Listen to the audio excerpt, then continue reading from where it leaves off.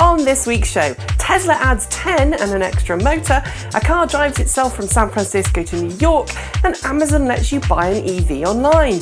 These stories and more coming up next on T.E.N. Enjoying today's show on YouTube? Want to read the articles we're referencing as we go? You'll be pleased to know that we've embedded clickable links through to each and every story in today's show. Just click on the headline for each story in your favourite browser and it will take you right to our site where you can read the news story in full.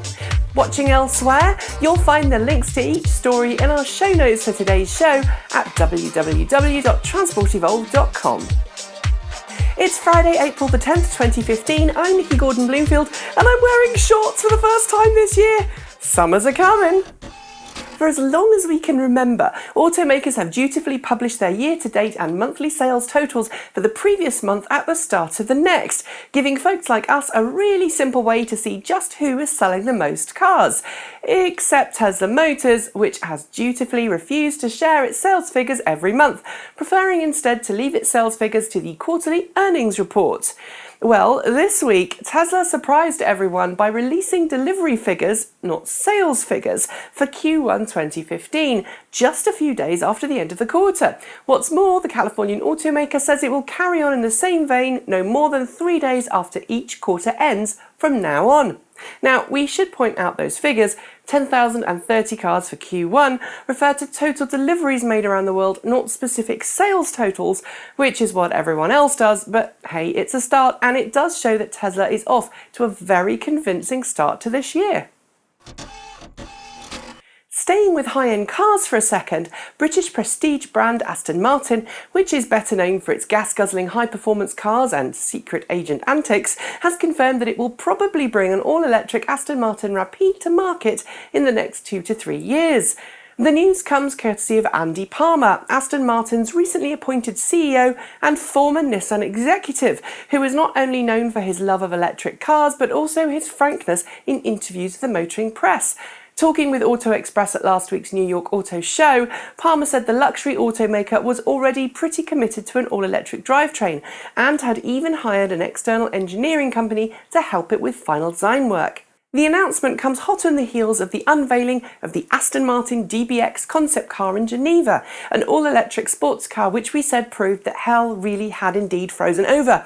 And with former Tesla VP of Communications and Marketing, Simon Sproul, also beside Palmer at Aston Martin, we think an electric Rapide really is coming. Just don't ask about the price, because if you need to know, you probably won't be able to afford it.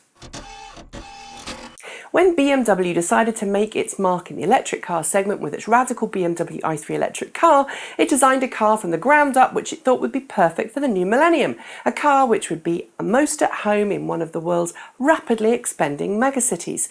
But while BMW has spent all of its energy promoting the i3 as a city car, and even called the car the BMW Mega City before it earned its official name, it's admitted this week that those who live in suburbia and more rural locations are more likely to own one.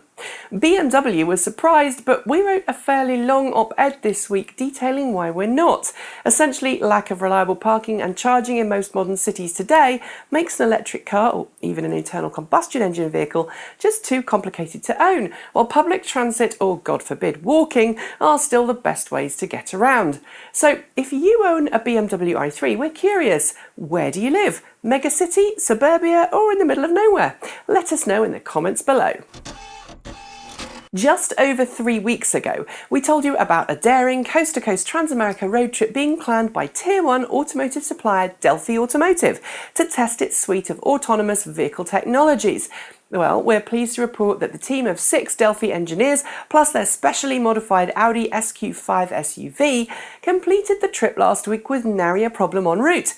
Tracing a southerly route from San Francisco to New York, the self-driving Audi managed 99% of the 3,500-mile trip on its own, with the engineers essentially enjoying a chauffeured road trip as they went. Tracking everything from freeways to city centres, the car arrived in New York City just 9 days after it left. In total, Delphi says it collected 3 terabytes of data from the trip, which we think is about 3 times the stock footage library that we've amassed for this show in 18 months, and it will use that data to further improve its autonomous driving algorithms ahead of making its hardware and software available to automotive manufacturers to put in their cars in the near future. In keeping with its tradition of updating its lineup of vehicles when it has something new to share, rather than waiting for arbitrary model year changeovers, Tesla Motors surprised us all on Wednesday morning by announcing a brand new model, the Tesla Model S 70D.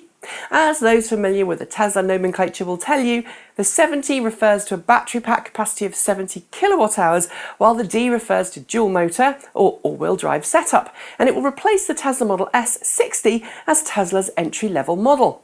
As some noted, in addition to leaving those who own a Tesla Model S 60 with a now discontinued model, the 70D adds supercharging as standard, as well as a higher top speed of 140 miles per hour where legally allowed.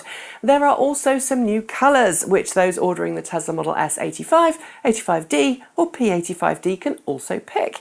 While this announcement sadly adds nearly $4,000 to the entry point of a Model S, given the improvements and the additional range, now 240 miles per charge, we think prospective customers will forgive Tesla. Don't you? With generous perks like free parking and charging in most of its major cities, freedom to drive in bus lanes, and of course, no sales tax, Norway's electric car incentives are among some of the best in the world.